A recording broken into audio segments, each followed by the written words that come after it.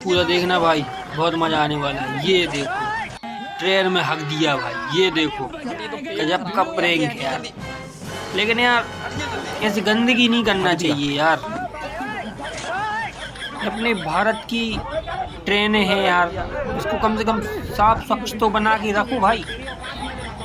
ये हक दिया वाला प्रैंक यार, ये सब क्या है यार, बहुत गलत है भाई।